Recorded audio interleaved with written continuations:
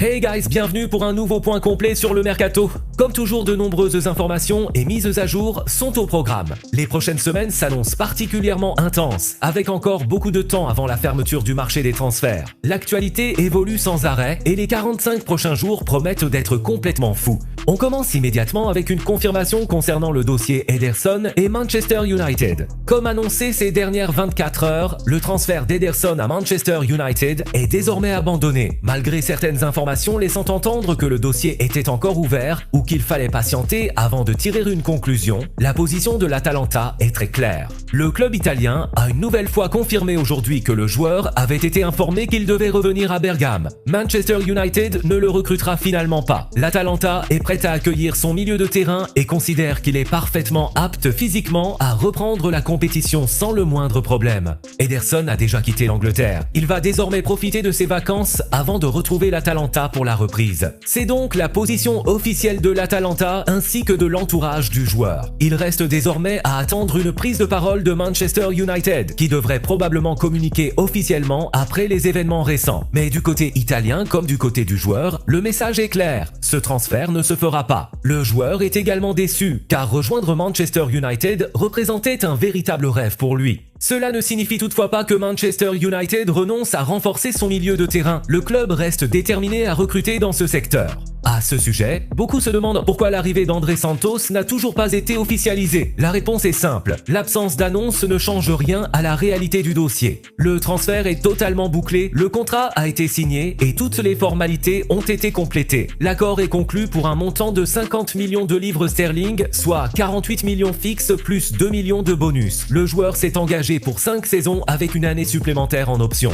Parmi les opérations désormais officielles, Martin Hjulmand rejoint l'Atlético de Madrid. Le transfert est conclu pour 40 millions d'euros, auxquels s'ajoutent 5 millions d'euros de bonus. Après ses passages en Italie, puis au Sporting Portugal, le milieu de terrain débute désormais une nouvelle aventure sous les couleurs de l'Atlético. Autre dossier déjà évoqué ces derniers jours, Jérémy Monga. Manchester City a officialisé son arrivée. Le jeune talent rejoint les Citizens, confirmant une nouvelle fois l'importante activité des grands clubs européens sur ce marché des transferts. Il faut également faire un point sur la situation d'Alejandro Garnacho. Chelsea, le joueur et son entourage ont pris une décision commune. Garnacho ne participera pas à la préparation estivale avec l'équipe dirigée par Enzo Maresca. Il ne fait même plus partie du groupe qui travaille actuellement pendant la pré-saison. Pour toutes les parties concernées, la meilleure solution est désormais une séparation lors de ce mercato estival. Chelsea estime qu'il n'y a aucun intérêt à intégrer un joueur aux séances d'entraînement s'il ne fait plus partie du projet sportif à long terme. Alejandro Garnacho poursuivra donc sa préparation physique de son côté en attendant de trouver son prochain club. Comme annoncé précédemment, l'AS Rome souhaite recruter le joueur et des discussions sont en cours avec Chelsea. Cependant, le club italien propose un prêt, alors que Chelsea exige un transfert définitif. Le club londonien fixe son prix à 50 millions d'euros pour les clubs étrangers, notamment italiens. En revanche, pour les clubs de Premier League, le tarif demandé est de 45 millions d'euros.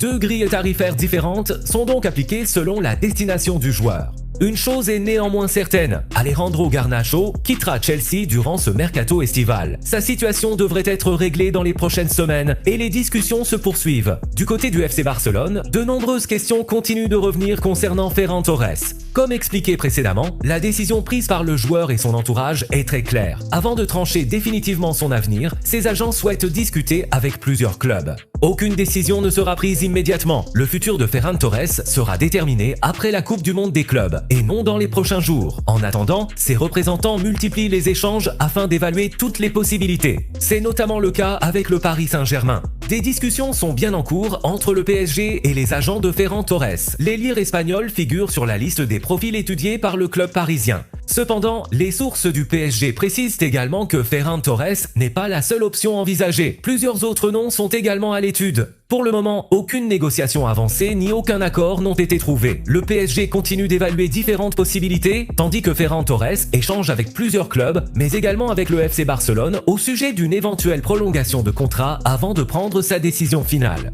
Pendant ce temps, Barcelone est sur le point de finaliser l'arrivée d'un nouveau jeune talent. Le club catalan boucle actuellement un accord pour recruter le jeune ailier Jesse Eugen-Bichivou en provenance du club Bruges. Selon les informations relayées par la presse belge et espagnole, le transfert est en phase finale. Son montant est estimé à environ 10 millions d'euros, auquel s'ajoute un important pourcentage à la revente, proche des 30% en faveur du club Bruges. Le célèbre Here We Go est désormais imminent. Il ne reste plus que quelques documents administratifs et certains détails à régler entre Barcelone et le club Bruges avant la finalisation officielle de l'opération. Il est toutefois important de préciser que cette arrivée n'aura aucune incidence sur le dossier Ferran Torres. Ce recrutement est un choix assumé par Deco ainsi que par João Amaral, responsable du recrutement du FC Barcelone, qui considère que le jeune joueur possède un énorme potentiel. En revanche, il ne s'agit pas d'un renfort destiné à intégrer immédiatement l'équipe première. Le dossier Ferran Torres reste donc totalement indépendant et continuera d'évoluer dans les prochaines semaines. Par ailleurs, même avec cette signature et celle de Karim Adeyemi, attendu à Barcelone mercredi, le club catalan ne change absolument pas ses priorités concernant Julián Álvarez. Le Barça souhaite toujours recruter un attaquant de tout premier plan et continue de faire de Julián Álvarez sa priorité offensive. L'Atlético de Madrid, de son côté, n'a aucune intention de vendre son joueur au FC Barcelone. Les relations entre les deux clubs restent donc tendues sur ce dossier. Il faudra voir ce qu'il sera réellement possible de réaliser dans les semaines à venir, mais Barcelone continue de pousser et tentera jusqu'au bout de convaincre l'Atlético pour Julián Álvarez. Enfin, place à l'exclusivité du jour. L'Ajax Amsterdam est actuellement en discussion pour recruter le milieu de terrain marocain Azzedine Ounahi. International marocain, Ounahi s'est illustré lors de la Coupe du Monde au Qatar et reste un joueur très apprécié sur le marché. Après la relégation de Gérone en 2e division espagnole, l'Ajax tente désormais de profiter de la situation pour obtenir son transfert. Les discussions sont en cours entre toutes les parties, le joueur, son entourage ainsi que Gérone. Le milieu de terrain dispose d'une clause libératoire estimée à environ 25 millions d'euros et le club néerlandais souhaite en faire son nouveau renfort au milieu de terrain. L'entraîneur de l'Ajax connaît parfaitement le joueur pour l'avoir déjà dirigé à Gérone, ce qui facilite les discussions. De son côté, Jordi Cruyff, directeur sportif du club, a déjà donné son feu vert à cette opération. L'Ajax travaille donc activement afin de réaliser un joli coup sur le marché des transferts avec la signature d'Azzedine Ounahi au milieu de terrain.